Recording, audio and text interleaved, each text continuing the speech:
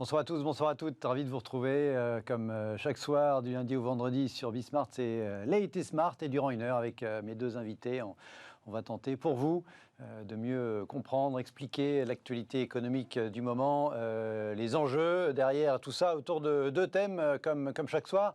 Un premier thème autour des finances publiques, une question assez large. Où vont nos finances publiques à l'occasion de la publication par la Cour des comptes d'un rapport pas franchement enthousiasmant, peut-être même un petit peu inquiétant sur la trajectoire des finances publiques de la France, avec à la fois un petit rappel sur la situation actuelle qui n'est pas extraordinaire, et puis surtout les perspectives, et notamment au regard de nos partenaires européens. Voilà, selon la Cour des comptes, en 2024, la France serait le plus mauvais élève de l'Union européenne, ce qui n'est pas un titre de gloire, qui n'est pas une médaille à revendiquer. Alors pour l'instant, on parle d'hypothèse, et ce constat, il intervient alors que on démarre, c'est le tout début du processus de construction du budget de l'année prochaine, qui va être évidemment assez particulier compte tenu du fait que c'est une année électorale. Et dans le Figaro, il y a un papier ce matin qui expliquait que d'ores et déjà, ça allait être compliqué de contenir les dépenses publiques, alors que voilà, du point de vue du secrétariat d'État aux comptes publics, à Bercy, on est déjà en train d'enregistrer les demandes de tous les ministères qui sont évidemment en demande, hein. C'est le principe, a fortiori encore une fois, compte tenu de la perspective électorale de mai, j'allais dire mai 2022, non ce sera avril, puisque voilà, on a appris hier que pour la première fois depuis bien longtemps, l'élection présidentielle, les deux tours se joueront en avril. Voilà, ça c'est le premier débat de l'émission, et puis juste après la petite pause, on s'intéressera au cas de la fonderie MBF, c'est dans le Jura, on est dans l'industrie automobile. Prononciation hier de la liquidation de l'entreprise, 270 emplois fixes à la clé, quasiment 300 avec les intérimaires. De quoi cette décision, de quoi cette liquidation peut être le symbole aujourd'hui dans la France de 2021, symbole à la fois de désindustrialisation, de perte de compétitivité, d'inefficacité de l'action des collectivités locales ou de l'État dès lors qu'il s'agit d'essayer de sauver ce type d'entreprise. Et puis on portera aussi un petit regard médiatique sur ce sujet. Ce qui est intéressant, c'est typiquement le type d'information qui fait la une des médias, surtout voilà, audiovisuels, radio, télé, un peu généralistes, sur le côté dramatique, très émotionnel d'une fermeture d'usine, alors que la presse peut-être plus spécialisée, notamment les Échos, c'était une brève dans les Échos ce matin. Donc, bref, ce regard un petit peu différent m'intéresse aussi, et je demanderai leur avis à mes deux invités, qui sont ce soir Hélène Botchon à ma gauche. Bonsoir. Bonsoir. Vous êtes économiste, notamment spécialiste de la France au sein du groupe BNP Paribas. Erwan Benezet, bonsoir. Bonsoir Guillaume. Vous êtes journaliste économique au quotidien parisien aujourd'hui en France. Merci à tous les deux d'être à mes côtés. Tout de suite, la question impérative. Tiens, ça faisait longtemps, on part de l'autre côté de la Manche, on va parler du Brexit.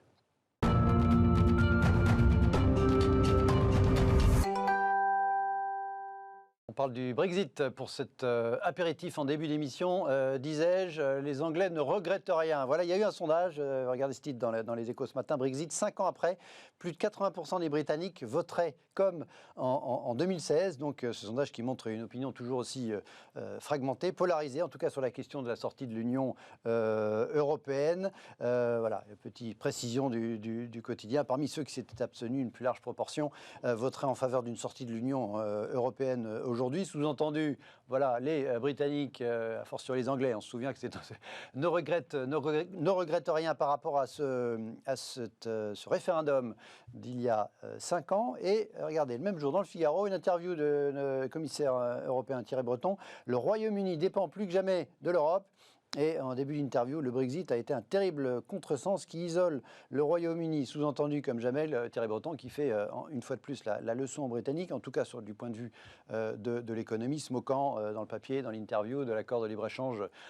Voilà, claironné de façon voilà, quasi comme une fanfaronnade par les Anglais de l'accord de libre-échange avec l'Australie, qui, rappelle-t-il, pèse très peu par rapport aux échanges, évidemment, entre le Royaume-Uni et l'Union européenne. Alors, on a donc, est-ce que c'est, voilà, comment vous interprétez ce double discours, enfin en tout cas vu du continent et vu de Grande-Bretagne. Est-ce que, Hélène, c'est la preuve, une de plus, une espèce de déconnexion absolue entre le politique et l'économique, c'est-à-dire que les Anglais ont ont un jugement politique sur le sujet.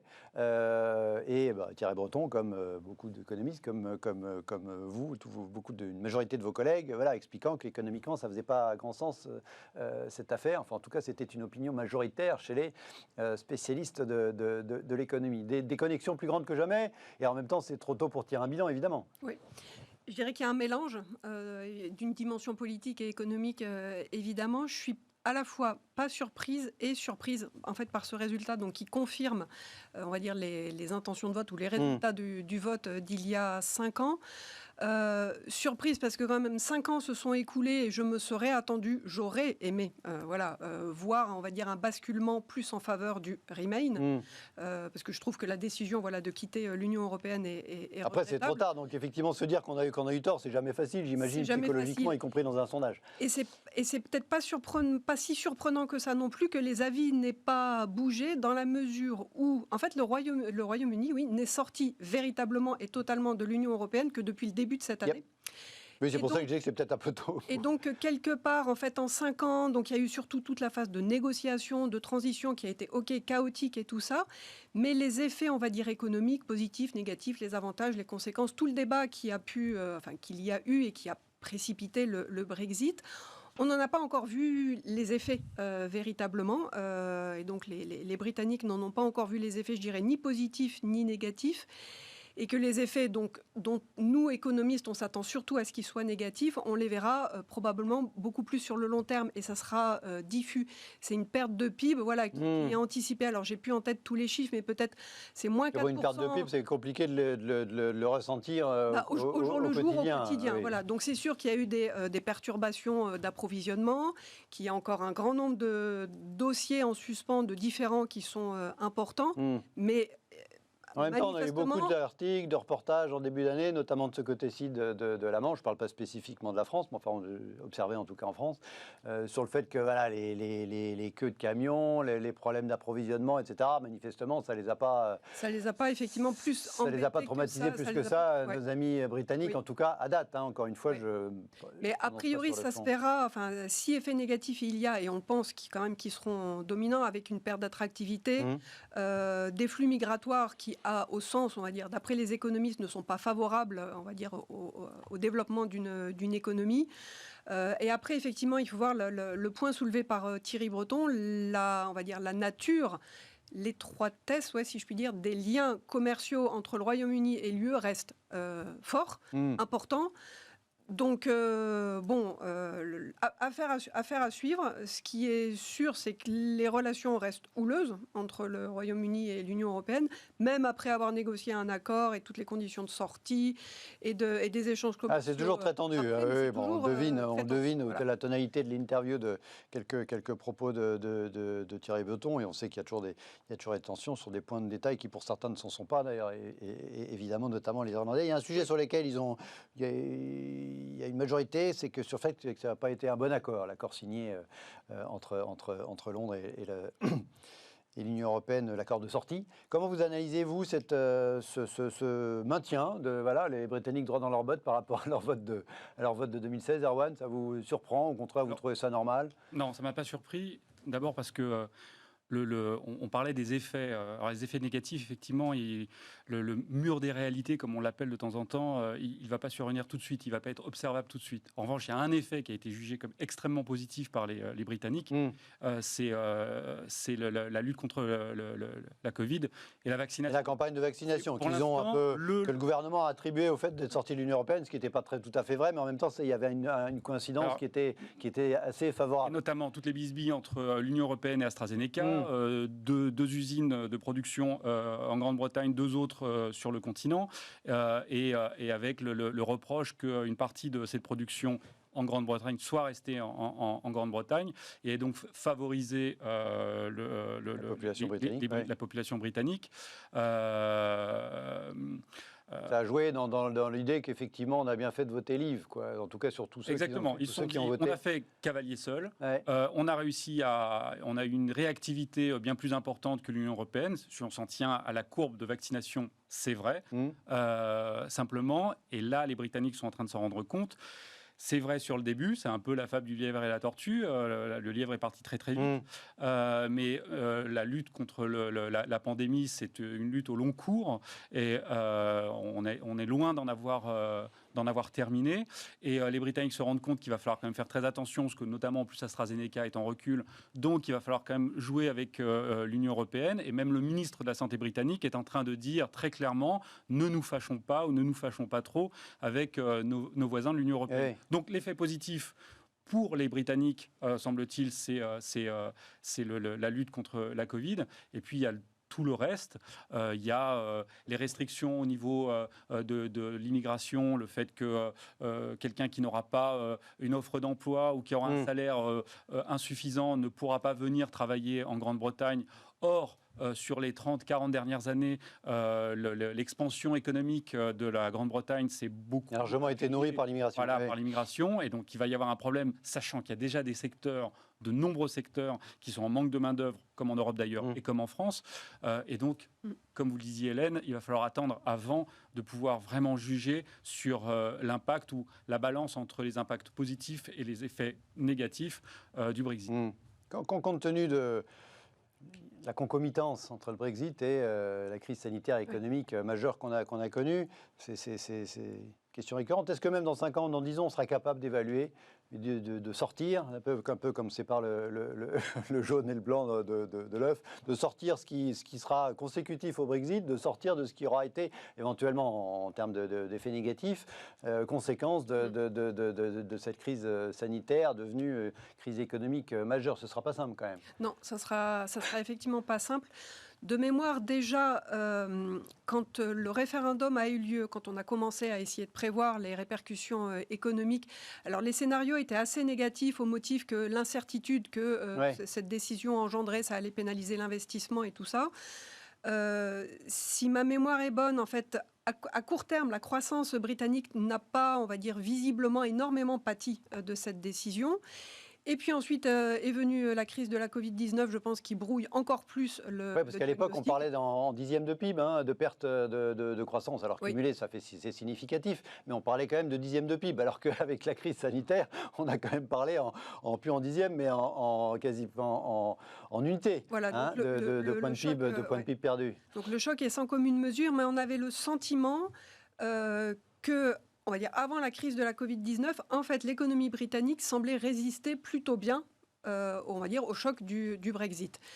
Compte tenu maintenant aussi de la crise de la Covid-19, et comme cette crise pose aussi des questions en termes de répercussions à long terme sur les niveaux d'activité, le mélange des deux chocs, c'est vrai que ça ne sera vraiment pas évident à évaluer, par exemple dans 5 ans, dont on pourra se dire, oui, 5 ans plus tard, on a un peu plus de recul pour évaluer l'impact du Brexit.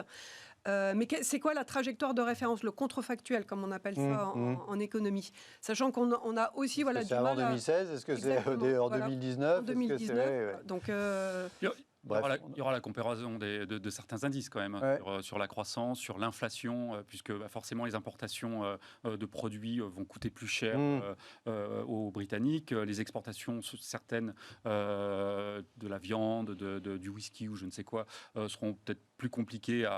Et sur quelques années, on va pouvoir, sur des trajectoires par rapport à l'Union européenne, quand même, pouvoir commencer à comparer. Ce qui est intéressant, c'est que déjà en 2016, je dirais que les Britanniques n'en avaient cure de ça. Et tout à l'heure, vous parliez de l'opposition entre le politique ou l'idéologique et l'économique. Oui, c'est ça. Vrai, à l'époque, ils disaient oui, certainement, il y a des risques qui vont peser sur notre économie, mais finalement, le jeu en vaut la chandelle. La souveraineté, le take back control était moteur dans le choix du vote non au référendum. Allez, on laisse nos amis britanniques tranquilles, on revient chez nous, on va parler de nos finances publiques.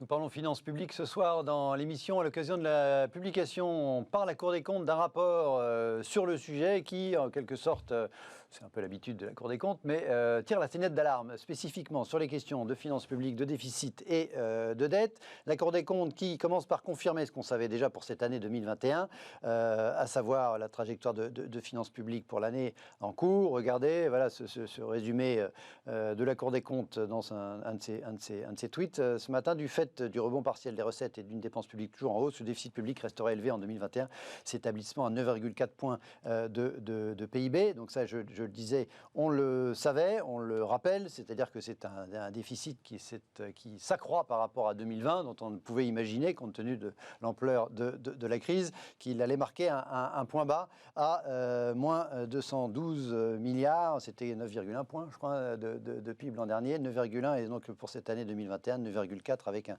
déficit attendu de 228 milliards d'euros. Ce qui est plus intéressant, c'est voilà, ce que pointe le journal, là, ici, le risque d'un déclassement de la France en Europe, donc pointé par la Cour des comptes. Parce que pour l'institution de nos magistrats financiers, la France pourrait avoir le plus gros déficit de la zone euro en 2024. Alors on ne sera plus à moins 9, a priori. Le chiffre attendu est de moins 3,9%, mais ce chiffre de 3,9% de déficit public en 2024, ce serait le plus élevé de la zone euro, plus important que l'Italie, que l'Espagne, que la Belgique, qui serait autour de moins 3. Je ne parle évidemment pas des pays dont la réputation de rigueur est plus établie que la nôtre, que celle de ces pays, notamment du sud de l'Europe. La Cour des comptes qui explique que l'effort prévu par Bercy pour remettre progressivement d'équerre les comptes publics est, je cite, reprend le quotidien, parmi les plus faibles des plus grands pays européens. Et la Cour des comptes qui nous rappelle l'opinion, qui préconise 9 milliards d'économies par an pour le prochain quinquennat. Alors encore une fois, on a eu tendance à multiplier tous les chiffres de milliards par 10 depuis un an et demi à l'occasion de nos débats et dans toutes les discussions sur les finances publiques. Mais il reste qu'en temps normal, 9 milliards d'économies par an, c'est quand même beaucoup. D'autant plus que, et là j'en termine avec ce papier dans le Figaro, une espèce de preview du budget 2022 à venir avec voilà, les premières demandes des ministères qui remontent à Bercy. Bercy cherche à contenir la surenchère des ministres, dit le journal, en expliquant que le quoi qu'il en coûte, donc déployé jusqu'ici pour faire face à la crise, eh bien, il a aussi démultiplié les attentes des ministères qui réclament tous des hausses de crédit.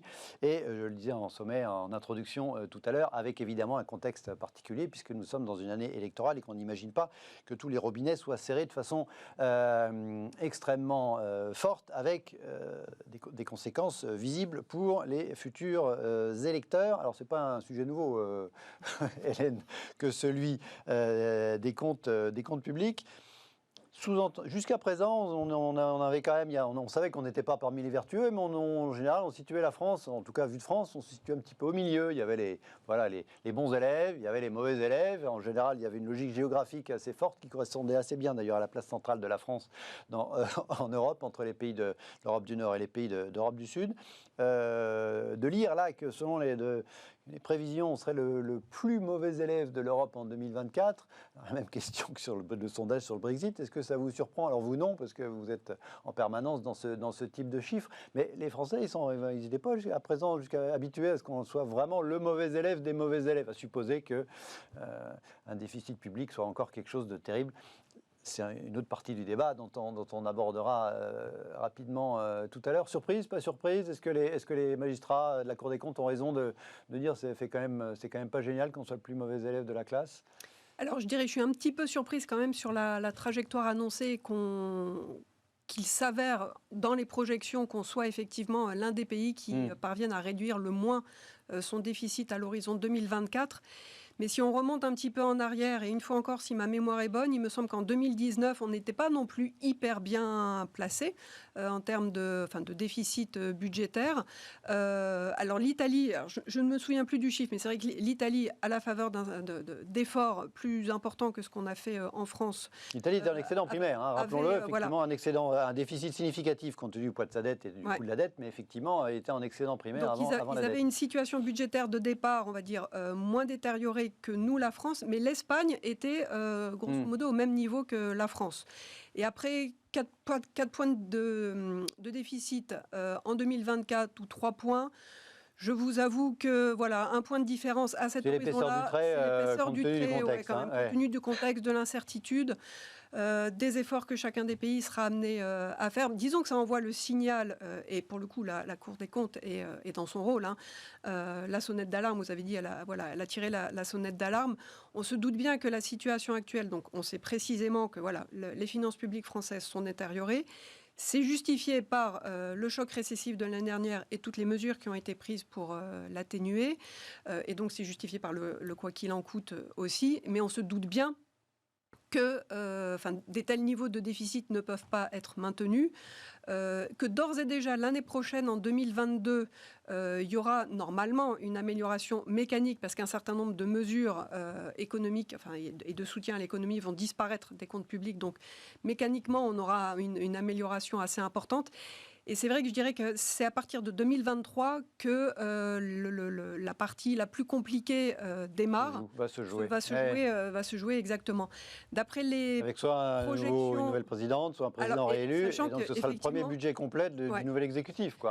Sur la base des informations dont on dispose aujourd'hui, mais effectivement qui pourraient être totalement remises en cause l'année prochaine selon l'issue de l'élection. Donc le document dont on dispose, c'est le programme de stabilité qui a été présenté en avril.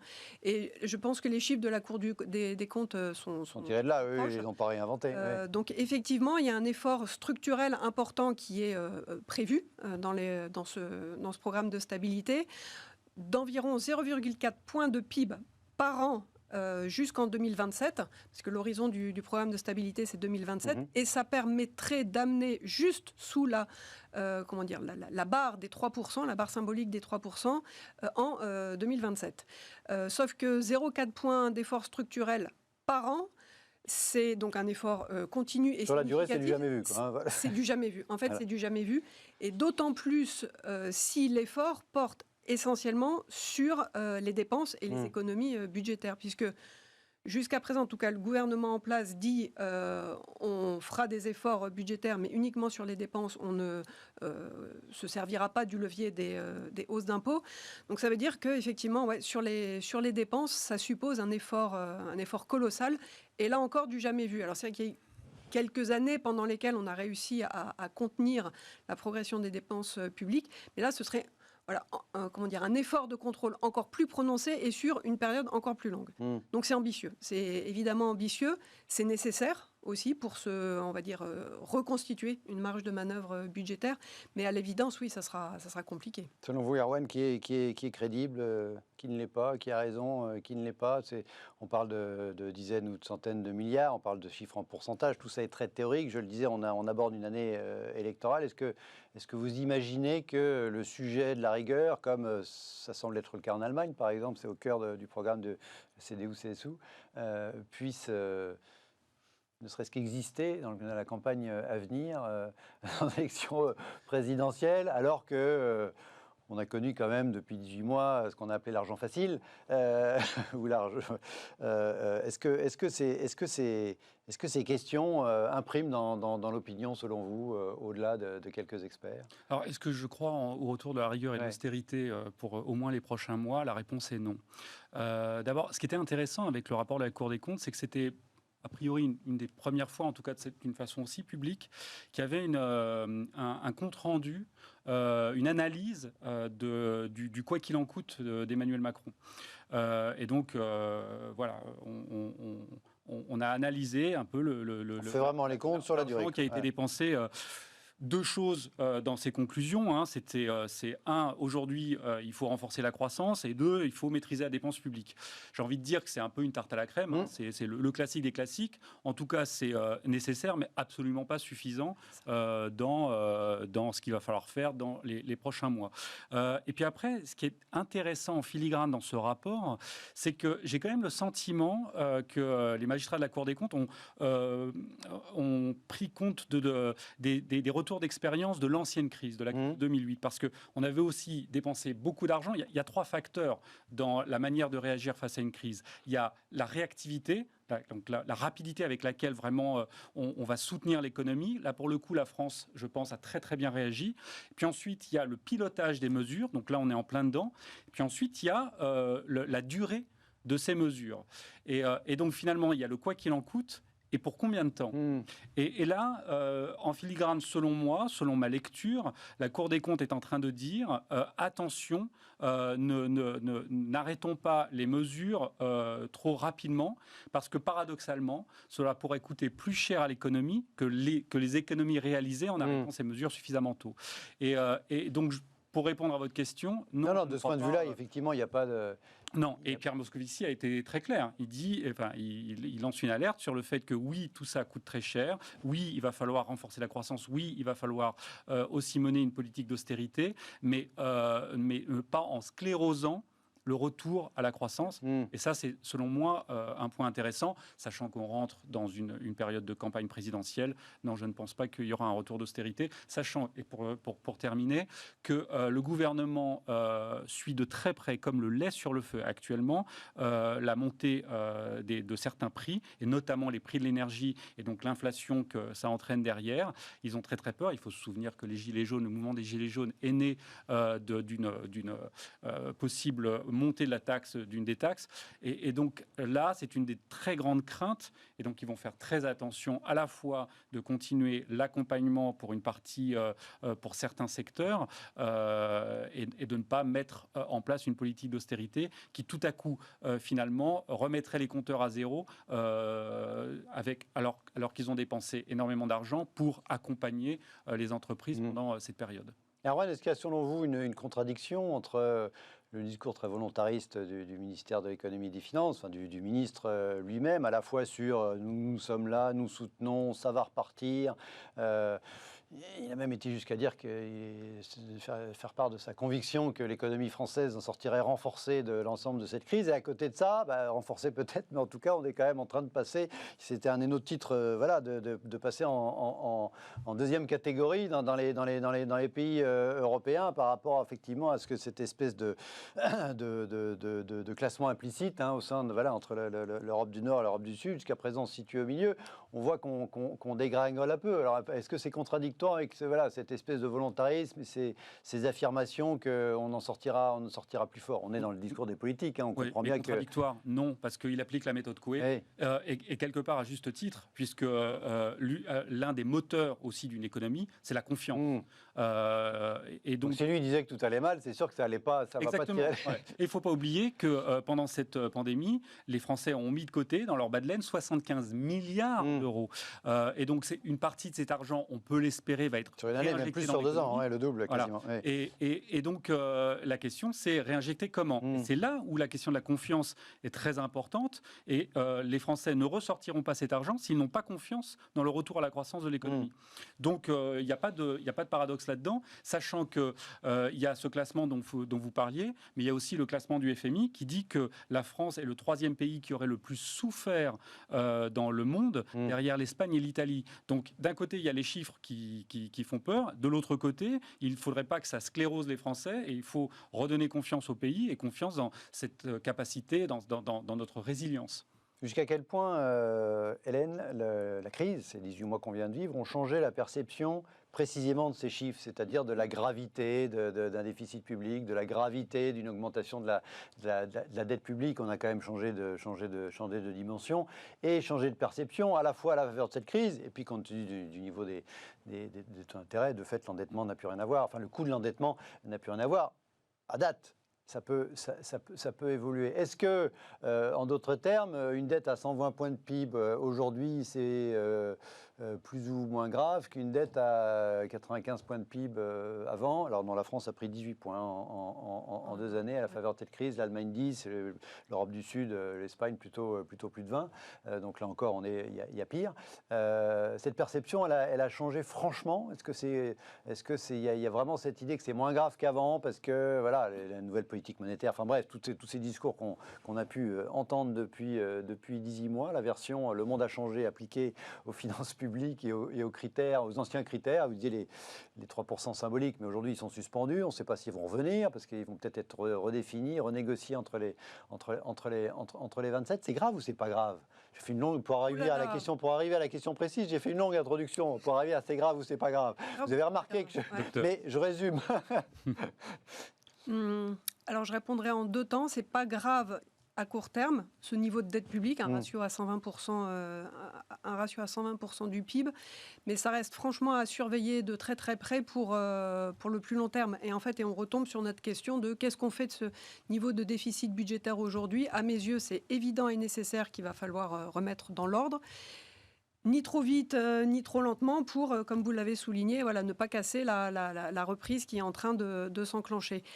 Et c'est sûr que notre perception aujourd'hui de l'état des finances publiques, donc oui, avec des déficits budgétaires et des ratios de dette publique qui se sont considérablement détériorés, la perception elle a changé, oui, sur la gravité de ces chiffres.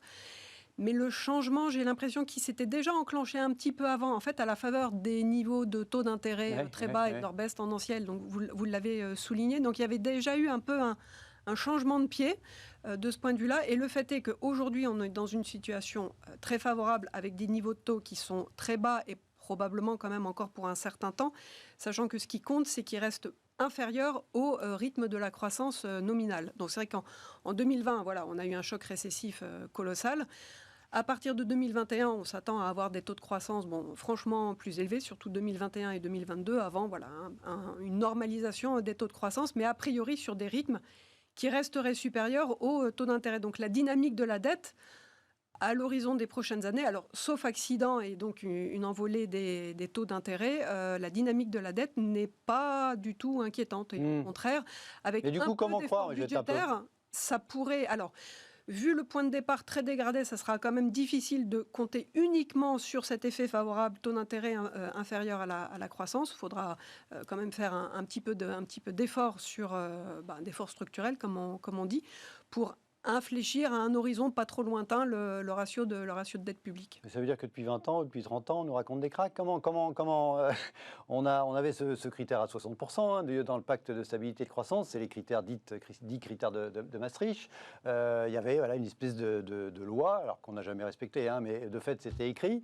D'autres l'ont respecté, d'autres ont fait les efforts en Suède, aux Pays-Bas, etc., dans leurs finances publiques pour tenter à la fois sur les critères des 3% et sur le critère de dette de ramener les choses vers ces chiffres qui étaient présentés comme des nombres d'or, les 60% de PIB pour la dette. Et là, on a une dette qui est le double de ce qui était présenté comme le nombre d'or, entre guillemets, de la niveau de dette optimal, en tout cas à ne pas dépasser. Alors, on veut bien entendre que le monde est changé, mais comment croire effectivement au discours des experts, qu'ils soient côté des politiques ou des économistes, justement, quand finalement on nous explique quelques années plus tard, à la faveur d'une grave crise, certes avec des taux d'intérêt qui ont baissé, mais enfin ça c'est quelque chose qu'on ne maîtrise pas complètement, finalement voilà, on peut vivre avec 120 points de dette, alors qu'on nous avait dit que c'est au-delà de 60, ça commençait on entrait en zone dangereuse. Vous voyez ce que je veux dire? C'est pas simple effectivement après coup de se dire, voilà, on nous a,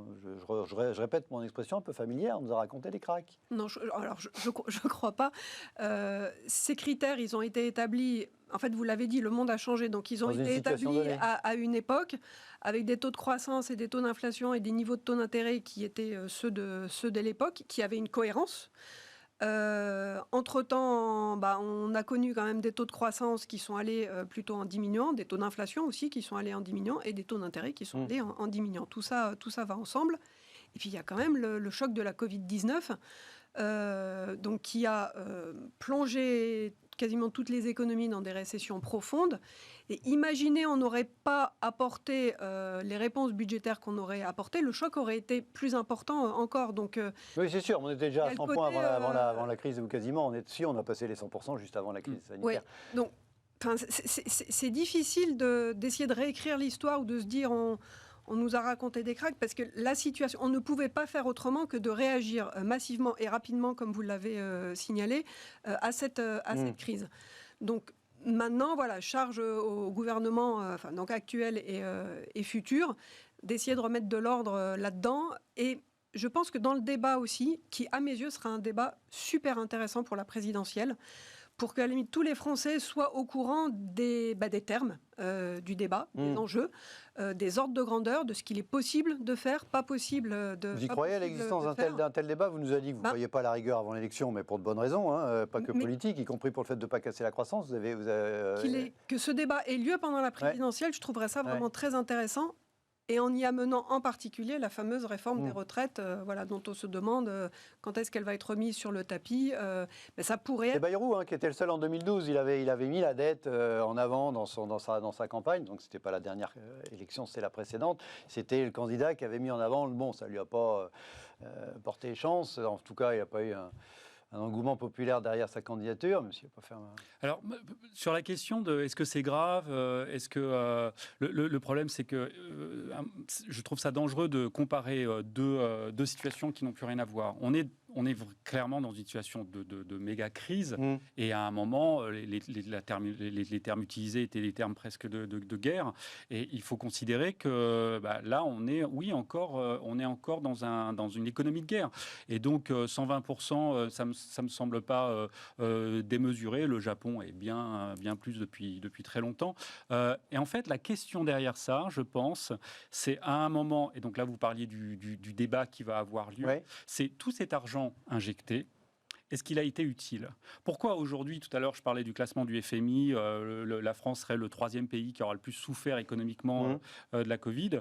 On a été 55 jours en confinement. C'est un des, en tout cas au moins en Europe, c'est une des durées les plus longues. Premier confinement. Voilà. Donc ça a eu un impact économique gigantesque. La question qui va être posée, c'est est-ce que ça aura été utile pour protéger sanitairement les Français? Et derrière, si la réponse est oui, ça aura aussi protégé économiquement. Est-ce que ça valait le coup de bloquer comme ça l'économie? Est-ce que... pour l'instant, compte tenu du nombre de morts en France rapporté à la population, le résultat n'est pas forcément, on n'est pas parmi les plus vertueux.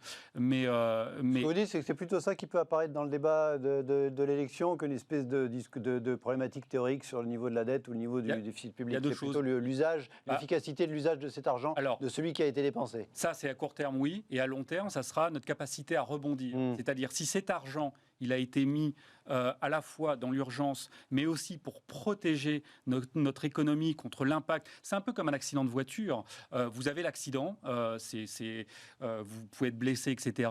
Mais si votre voiture était suffisamment safe, si vous aviez mis suffisamment d'argent dedans pour avoir une voiture en bon état et que vous en ressortez pas trop mal et que vous pouvez vous reconstruire juste après, vous vous dites ça valait le coup. Tout cet argent dépensé valait le coup. Pour l'économie, c'est un peu pareil. Et c'est tout cet argent dépensé vaudra le coup si, on a réussi au niveau sanitaire à protéger notre population, mais si, on est capable de rebondir suffisamment vite et donc de ne pas trop perdre de distance par rapport aux autres pays.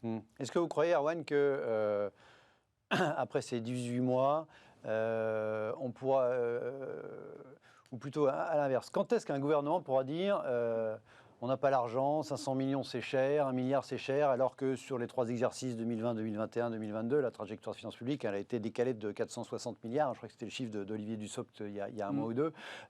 Donc le coût global sur 3 ans de cette crise, 460 milliards d'un argent qu'on n'avait pas... de fait, qu'il a été largement emprunté. Est-ce que demain, un discours, on n'a pas l'argent, est-ce qu'il va être audible? Cynique après les présidentielles. Voilà, on se souvient de François Mitterrand, il arrive en 1981, et puis sa politique d'austérité menée par Raymond Barre, c'est, je crois, en 83 ou 84, quelque chose comme ça. Et là, ça va être la même chose. Non, par Pierre Mauroy. Par Pierre Mauroy, pardon. Et ensuite par Laurent voilà, Fabius. exactement. Là, ça ne sera pas avant la prochaine présidentielle. Et peut-être même pas tout de suite. Voilà, pas tout de suite, parce que sinon, ça serait trop évident. Mais voilà, ça sera, je dirais, à mi-mandat de la prochaine présidentielle. Là, on pourra effectivement remettre les compteurs à zéro. Allez, à suivre. On marque une courte pause. Restez avec nous. On va s'intéresser au sujet social du moment avec la fermeture de cette fonderie dans le Jura. On va s'interroger sur le symbole de cette annonce.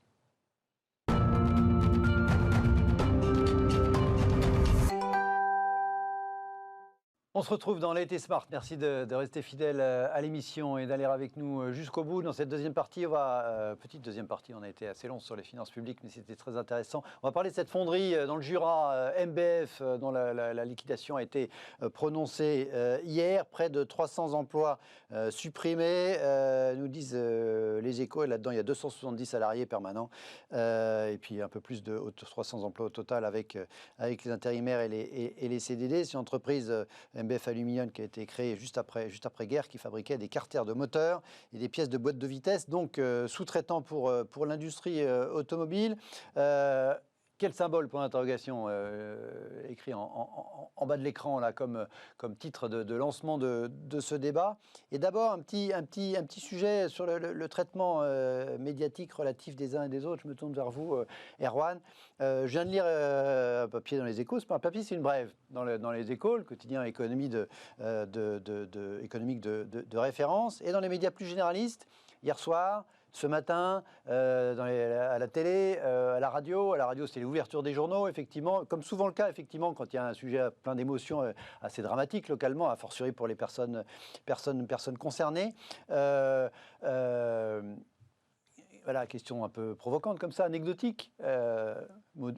Modulo les 270 personnes concernées, d'un point de vue économique, d'un point de vue macroéconomique, si on est schumpeterien, voilà, des destructions, des créations, ou effectivement logique de mettre en avant ce type de drame social et économique, a fortiori sur un territoire. Comment vous percevez effectivement des médias généralistes qui vont surtraiter ce type d'informations et des médias plus spécialistes peut-être qui considèrent que c'est la vie économique peut-être normale avec ses hauts et ses bas, en l'occurrence un bas ici. Après on parlera de la question de la filière de l'automobile, mais premier regard, vous le journaliste économique. Alors, cette petite analyse des médias, mais simplement parce que je pense qu'en fait les Échos et d'autres n'ont pas attendu le prononcer de la liquidation, quoi. Ouais. Pour parler du problème. En fait, dans les Échos, comme dans le Parisien et comme certainement dans bien d'autres quotidiens, le problème qui touche les fonderies françaises et plus globalement en fait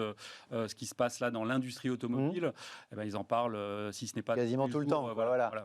Et donc là, c'est un peu l'acmé d'un épisode sur une fonderie, mais il y en a d'autres qui sont la fonderie du Poitou elle-même à la fin de l'année dernière. Ça a été traité aussi. Donc il est sûr que là, et c'est la complémentarité des médias, hein, justement, je ne critiquerai pas là pour le coup. Non, mais il n'y a pas de critique, moi ça m'intéressait d'avoir votre regard là-dessus. Mais voilà, les Échos comme d'autres n'ont pas attendu là les 270 emplois qui vont être...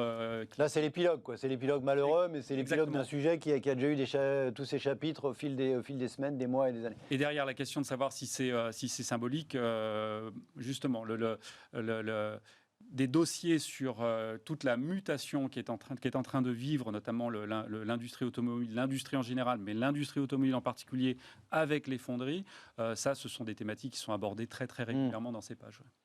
Alors, ça se passe donc dans le Jura, en région Bourgogne-Franche-Comté. La présidente sortante socialiste de la région, qui au passage est arrivée en tête au premier tour ce dimanche dernier, avec 26,5% des suffrages. Marie-Guite Dufay nous explique sur Twitter, malgré l'engagement sans précédent de la région, donc le sien, pour maintenir les emplois et garantir la pérennité d'une offre de reprise. Il y avait une offre de reprise qui a été présentée au tribunal, qu'il ne l'a pas jugée pertinente ou en tout cas satisfaisante, puisque le tribunal a décidé, rappelle-t-elle, la liquidation de MBF. Plein et entier soutien aux salariés et au territoire face à cette catastrophe industrielle et sociale. Évidemment, entre deux tours d'une élection, on imagine bien que la présidente sortante commente et apporte son soutien aux salariés concernés et à toute leur famille, parce qu'on est sur des territoires où il n'y a pas 1000 emplois possibles, 1000 usines tout autour. Effectivement, souvent, c'est du côté de Dijon, il n'y a pas beaucoup d'alternatives pour les gens qui perdent leur emploi. C'est symbolique de quoi, ce type de triste annonce, de fermeture d'un site, selon vous.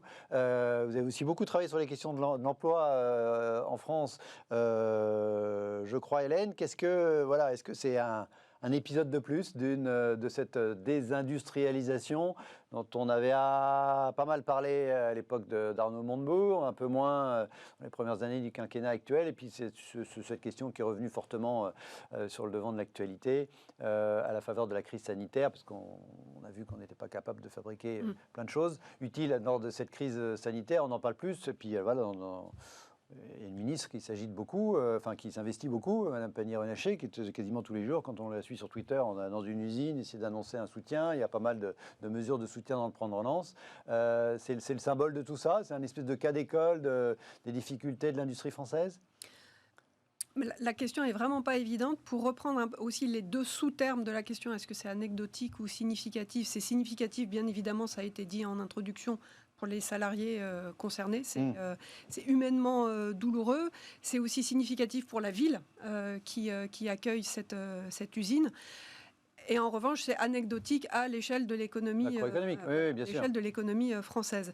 C'est symptomatique, mais vous l'avez déjà dit aussi, de cette difficulté à venir en soutien d'entreprises qui appartiennent à une filière qui est confrontée, vous l'avez dit, la filière automobile, à un défi majeur qui doit prendre un virage énorme.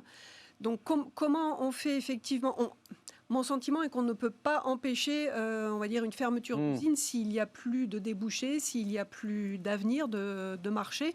Donc l'action publique, en fait, elle doit idéalement se situer ailleurs et sur la reconversion des salariés. J'ai cru comprendre qu'il y avait eu des tentatives, en tout cas des apports financiers, des contributions des principaux constructeurs automobiles pour abonder le plan de formation et de reconversion de ces salariés-là. Mais c'est facile à dire et c'est évidemment pas facile à faire parce que les gens, ils peuvent être attachés à leur territoire, ils n'ont peut-être pas envie de bouger, d'aller faire autre chose. Donc c'est hyper difficile. C'est hyper difficile de parler de ce sujet-là parce que c'est plein d'émotions, ça touche des gens qui perdent leur emploi et tout d'un coup qui ont peut-être l'impression d'avoir plus d'avenir. Mais comme vous l'avez signalé aussi, c'est la destruction créatrice, on va dire, à la Schumpeter. Ouais. Voilà, c'est la partie destruction, c'est sur quoi j'insistais. La question, c'est de savoir est-ce qu'on est capable de créer à côté. De créer à côté. Macroéconomiquement, plus ou moins oui. Mais c'est pas les mêmes types d'emplois, c'est pas les mêmes types d'emplois, c'est pas les mêmes types d'industries et c'est pas forcément les mêmes types de géographie et les mêmes types de tempo. Exactement, et à quel horizon? Parce que là, les gens qui malheureusement perdent leur emploi, le processus de reconversion ou de réindustrialisation d'un tissu économique local, ça se fait pas en un claquement de doigts. Donc, est-ce que vous avez l'impression qu'on fait tout pour ça aujourd'hui? Est-ce que la prise de conscience, manifestement, elle existe, on en parle beaucoup. Est-ce que cette prise de conscience, elle se traduit par des mesures? Alors, dans le plan de relance, il y a des choses. Après, c'est pas la partie la plus importante du plan de relance. Effectivement, quand on parle priorité à la transition écologique d'une part, priorité au numérique d'autre part, on ne voit pas le business de la fonderie là-dedans. Alors, en même temps, c'est un métier un peu ancien, une boîte créée après-guerre. On a moins besoin de ce type de pièces dans l'automobile. C'est intéressant d'expliquer le lien entre la transition écologique et le fait que la fonderie... Oui, allez-y, bien sûr. Il est négatif pour le coup, le lien. Il est négatif et c'est peut-être là où il y a un problème de la part de l'État, un problème d'anticipation sur certains éléments du secteur. Pourquoi? Parce que, alors d'une part, quand même, il ne faut pas oublier que même si aujourd'hui Renault, PSA auparavant, mais c'était là surtout Renault qui utilisait cette fonderie comme sous-traitant, Renault aujourd'hui a quand même largement délocalisé sa production dans d'autres pays, utilisant donc le dumping social. Et donc, c'est moins de production en France. Ces fonderies-là se sont développées. Alors, ce sont des petites fonderies. Elles se sont développées dans les années 90 et 2000 sur l'essor du diesel en France. Aujourd'hui, le diesel est en train de chuter. On vend 30% des ventes en France aujourd'hui de véhicules neufs sont des véhicules diesel pour les véhicules particuliers. C'était 70-80% il y a encore quelques années. Donc, il y a un aspect de marché et ces fonderies-là travaillent sur des blocs Carter, blocs moteurs en fonte qui aujourd'hui intéressent de moins en moins les constructeurs parce qu'on se dirige vers d'autres types de véhicules, notamment l'électrique et l'hybride. Mais aussi, il y a un désamour pour la fonte qui pèse très très lourd, qui est certes très solide, mais aujourd'hui on se dirige plutôt vers des alliages, parce qu'il y a aussi un aspect poids. Un aspect poids, c'est moins de consommation. Plus un véhicule est lourd, plus il consomme. Toute chose égale par ailleurs en termes de motorisation. Voilà le lien avec la transition énergétique. Mais au-delà des fonderies, il faut savoir que quand il fallait 5 ouvriers pour construire une voiture thermique, il en faudra 3 maximum pour construire une voiture électrique. Donc il y a un risque de casse sociale dans tout le secteur. Et sur la Ce que vous nous dites, c'est quand on appelle à l'essor des véhicules électriques, à l'accélération de la transition de l'automobile, du thermique vers l'électrique, on appelle à l'accélération de la fermeture de ce type d'unités de production industrielle, quel que soit le bien fondé de l'appel vers l'électrique, hein, mais il y a une conséquence concrète. Mais aussi à l'ouverture d'autres entreprises ou d'autres activités, de fabriquer des batteries. Et c'est là où ces batteries-là, est-ce qu'on les achète en Chine pas trop cher ou est-ce qu'on crée une vraie filiale? Là, actuellement, on essaie de créer l'Airbus de la batterie. On essaie de bâtir des filières là, en Europe. Voilà, il y a le recyclage, il y a PSA et Renault aujourd'hui se sont lancés, là pour le coup bien en tête, Renault a été là-dessus assez précurseur dans la voiture électrique et dans la fabrication, la production de voitures électriques en France. Pour revenir au sujet de la relocalisation, c'est pas tant la relocalisation aujourd'hui qui fait débat, c'est plutôt la localisation, c'est-à-dire de nouvelles activités. C'est sûr que les activités de fonderie telles qu'on les a connues, je le redis, dans les années 90 ou 2000, elles sont plus pérennes malheureusement et c'est dramatique. En revanche, il y a d'autres activités qui peuvent surgir et donc là, c'est tout le problème de la formation, de la transition d'une activité à une autre. Et pour cela, il faut largement anticiper. Et malheureusement, là, je crains, parce que les difficultés de cette fonderie, elles ne datent pas d'hier. Il y avait déjà eu 2 dépôts de bilan en 2007 et 2011. Elle a été rachetée en 2012. Ils ont essayé d'investir dans de nouvelles presses, mais ils n'avaient pas les moyens de les acheter parce que c'est des millions d'euros. Et donc, ils se les sont procurés en leasing, mais pour faire toujours la même activité. Et c'est là le problème. S'arc-bouter sur une activité qui, de toute façon, va mourir de sa belle mort, c'est peut-être pas forcément le meilleur choix. Et c'est là où l'État peut aider et ne pas seulement mettre de l'argent, mettre au pot. Et j'en reviens à l'utilisation de cet argent pour anticiper et lancer d'autres activités. Vous avez le sentiment qu'on le fait assez, justement Hélène, cet accompagnement, ce fléchage des investissements vers les métiers de demain. Et est-ce que c'est crédible de dire que ça peut être les mêmes personnes pour mettre les pieds dans le plat? Ça peut être les mêmes ouvriers? Est-ce que la reconversion des personnels d'une activité vers une autre complètement différente est quelque chose de séduisant sur le papier, mais est-ce que ça existe vraiment? Une fois encore, votre question est très difficile. Hein. Est-ce qu'on en fait assez? Je serais bien en peine de pouvoir répondre à cette question. J'ai le sentiment qu'il y a quand même beaucoup d'annonces, d'intentions, d'efforts. Alors peut-être que ça ne va pas assez loin, que c'est toujours un peu en retard d'un train. Peut-être qu'il n'y a peut-être pas assez de prospective et de non, après, ça peut être une situation dramatique, ça peut être l'arbre qui cache la forêt, parce que de fait, peut y avoir plein de choses qui se passent, qui fonctionnent. Là, pour le coup, l'arbre qui cache la forêt, c'est 270 emplois aujourd'hui, mais c'est 40% d'emplois sur 10 ans dans les fonderies en France, donc c'est 5000 emplois sur les 13 500. Donc derrière, c'est effectivement toute une forêt dont une partie des arbres vont tomber. Ouais. Donc il y a peut-être, probablement un manque d'anticipation de la part de l'action publique, mais si on regarde dans le plan France Relance, il y a, c'est peut-être un peu un vœu pieux ou une vision trop optimiste de la chose, mais j'ai quand même le sentiment qu'il y a une prise de conscience peut-être un peu plus importante aujourd'hui, des efforts nécessaires qui doivent être apportés pour aider à la relocalisation, développement de nouveaux marchés pour justement aider à la reconversion de ces salariés. Alors, est-ce que c'est crédible de se dire que des gens qui travaillaient dans une entreprise qui faisait de la fonderie... Non, mais on ne peut pas généraliser, je ne veux pas vous embêter avec ça, ça dépend évidemment de chaque cas de figure est spécifique. Disons que ça paraît nécessaire, parce que si effectivement leurs compétences ne sont plus nécessaires, parce que le débouché disparaît, ces gens-là, on ne va pas les laisser au chômage. Donc il faut réussir à les intéresser et à les former sur autre chose. J'ai un discours peut-être encore trop utopique, mais c'est nécessaire. L'utopie, on en a besoin. Il y a une question de moyens, mais la formation, c'est pas balancer des gens dans une salle en leur proposant de nouveaux... Il faut vraiment... Moi, je me souviens d'un reportage que j'avais fait quand j'étais plus jeune journaliste chez Opinel. Et en fait, ils avaient complètement changé leur moyen de production et ils avaient informatisé, automatisé, etc.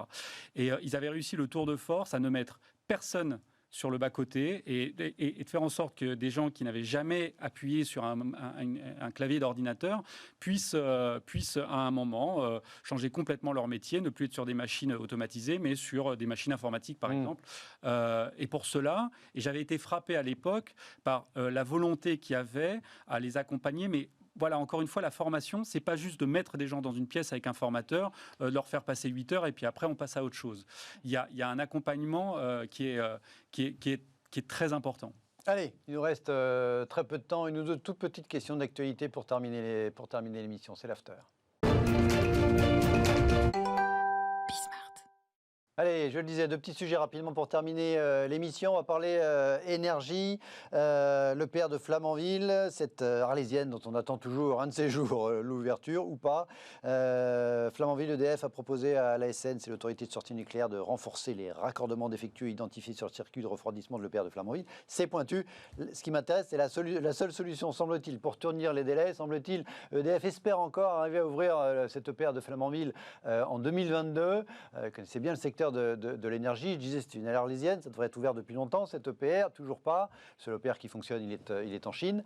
C'est un autre sujet. Et vous encore, y croyez? Et encore, il est petit, raté tout récemment. Crédible, Flamanville 2022? Moi, personnellement, non, je ne peux pas du tout. On verra, on pourra revisiter cette séquence dans un an. Ouais. Ils nous ont tellement habitués. Il faut juste rappeler que ça devait être mis en service en 2012. Ça devait coûter 3,3 ou 3,5 milliards d'euros. On en est à 12,5 aujourd'hui. J'ai vu des chiffres jusqu'à 19 ou 20 milliards de coût total anticipé. Au total. Donc, d'ici à 2023, sachant que juste Taishan, peut-être que c'est... Taishan, c'est l'EPR chinois. L'EPR chinois. J'étais allé visiter les 2 réacteurs.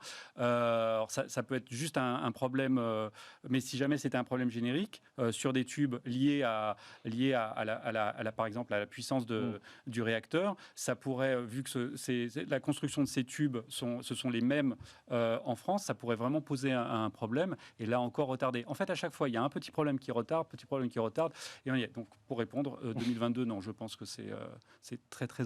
Les paris sont pris, comme vous dites, on repassera la bande dans un petit peu plus d'1 an en fonction du timing de EDF. Très rapidement, vous avez tous entendu parler, le Conseil d'État a suspendu la réforme de l'indemnisation des chômeurs, pas l'ensemble du texte, mais cet aspect spécifique de l'indemnisation qui devait s'appliquer au 1er juillet. Pour résumer, une baisse de l'indemnité pour un certain nombre de gens en échange d'une prolongation de la durée de celle-ci. C'était combattu par l'ensemble des syndicats. Le Conseil d'État, certains disent qu'il est sorti de son rôle purement de juge administratif, a mis en avant l'incertitude sur la situation économique pour justifier cette suspension de l'application de la réforme de l'assurance chômage. Votre commentaire d'économie sur l'incertitude sur la situation économique, ça vous paraît adapté à l'économie française dans ce mois de juin 2021, Hélène ? Ah oui, le terme d'incertitude me paraît effectivement adapté. C'est un peu un mot-clé chez les économistes. Et en fait, j'ai envie de réutiliser ce que vous venez de dire. Un petit problème, petit problème après petit problème. Donc Flamanville, son démarrage est reporté dans le temps. Et c'est un petit peu la même chose avec la réforme de l'assurance chômage. La modification du calcul de l'indemnité, c'était censé entrer en vigueur au 1er juillet. C'est vrai que ça paraît un peu tôt à ce stade pour qu'une telle mesure entre en vigueur. Alors, il y a des signes d'amélioration de l'économie, c'est certain. Du côté du marché du travail, on a aussi un certain nombre de signaux positifs, mais probablement pas encore d'une ampleur suffisante pour se dire que dès le 1er juillet, c'est demain, c'est vraiment c'est tout de suite. Pour envisager un tel durcissement quand même des conditions d'indemnisation des chômeurs. Donc, c'est pas complètement surprenant, même si le Conseil d'État sort peut-être un peu de son c'était un jugement, c'était pas un jugement sur le fond, c'était sur le calendrier. Mais qu'il y ait une incertitude sur le calendrier et la pertinence de l'entrée en vigueur à un horizon aussi proche, ça peut s'entendre. On a un beau titre, en tout cas. Oui, Flamanville, assurance chômage, le Flamanville du gouvernement. Voilà, ce sera le mot de la fin. Merci à tous les deux de m'avoir accompagné ce soir. Merci à vous de nous avoir regardé. Très bonne soirée, on se retrouve demain.